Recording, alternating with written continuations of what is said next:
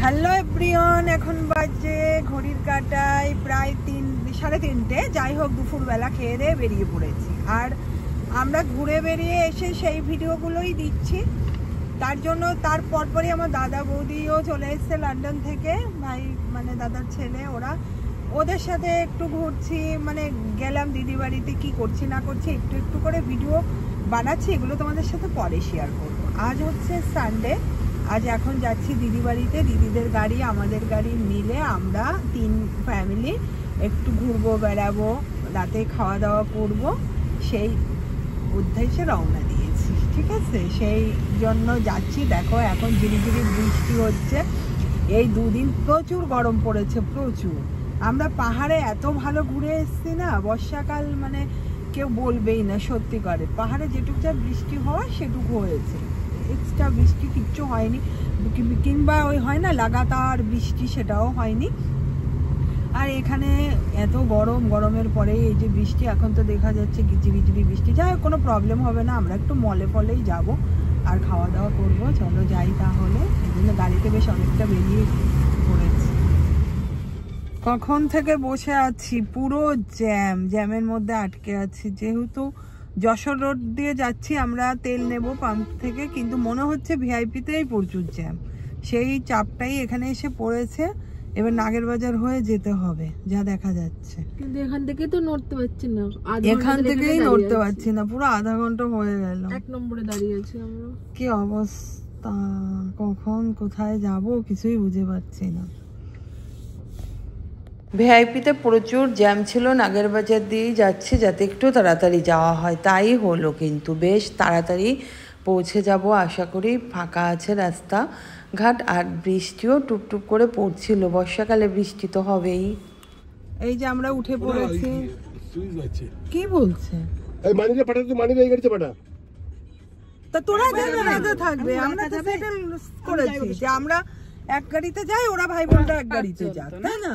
এই যে আমরা উঠে পড়েছি 5 জন করে, তাই জন্য তো তোকে ডাকা হলো। আরে আমি তো বুঝি না, আমি যদি কি জানি ওরা একা যাবে আমি যাই যাচ্ছি।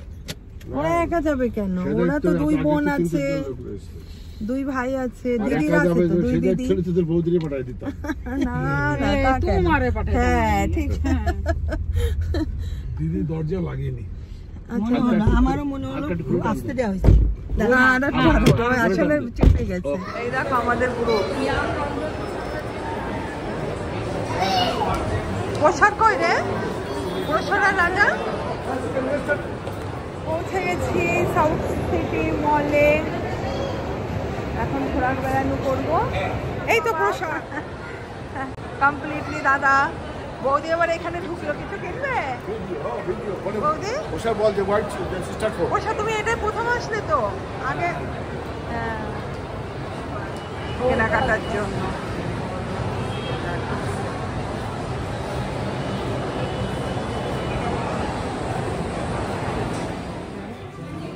এই যে শপিং করবে। প্যান্ট পছন্দ হয়েছে? হ্যাঁ দেখো, দাদার পছন্দ হয়েছে। দাদা কোন দেখো এখানে, এই যে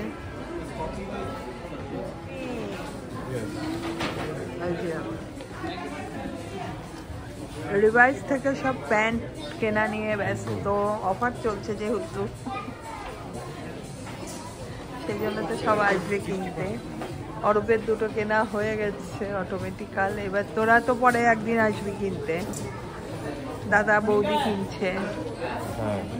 রাজা ট্র্যাক প্যান্ট কিনবে, তাই না দাদা? শপিং তো মোটামুটি কমপ্লিটই হলো। অরূপই কিনেছে প্যান্ট, আর সেইভাবে কেউ কিছু কেনেনি। এখন প্রত্যেকেরই খিদেতে চোচো করছে, বিশেষ করে চায়েরও নেশা পেয়েছে। তাই চলে গেলাম ফুড কোর্টে। টার্কো খেলাম সবাই, আর কফি খেলাম। আমি না ভিডিও করতেই ভুলে গেছি।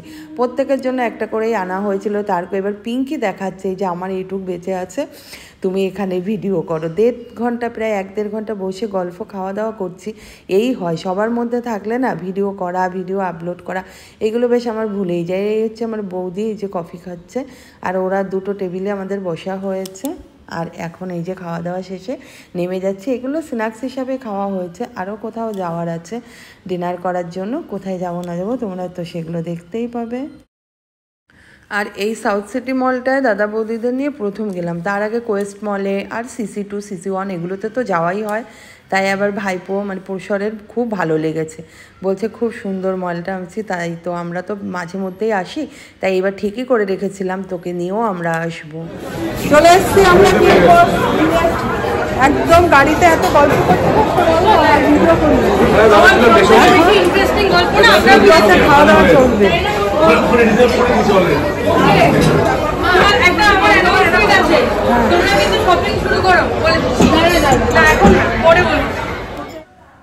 আমরা তো বিগ বসের খাওয়া দাওয়া সত্যিই পছন্দ করি, বিশেষ করে চাইনিজ খেতে গেলে চায়নাটাউনই বেস্ট লাগে।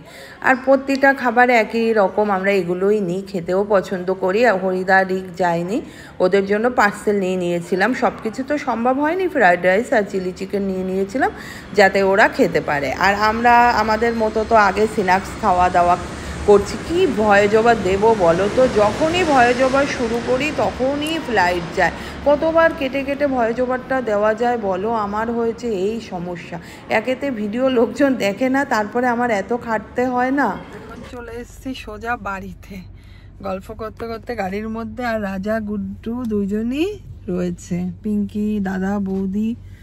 দিদি জোর করে রেখে দিল, আসতে দিল না ওদের, বলে আমাকেও থাকতে হবে। আমি বললাম না বাবা, আমার কালকে পুজো আছে, থাকা হবে না। তাই এখন বাজে 12:30 রাত্রের, একটু ঘুম ঘুমও পাচ্ছিল গাড়ির মধ্যে। যাই হোক, দুজনে মিলে আমরা চলে এসেছি। আর দুই ভাই বোন রয়ে গেছে মানির বাড়িতে, যেহেতু মামা মামি আসতেই দিল না। চলো তাহলে টাটা, ভিডিওটা আজকে এটুকু এন্ড করছি। আর তো কিছু নেইও দেখানো। আর এখন উপরে উঠবো, ঘুমিয়ে যাব। Tata, good night.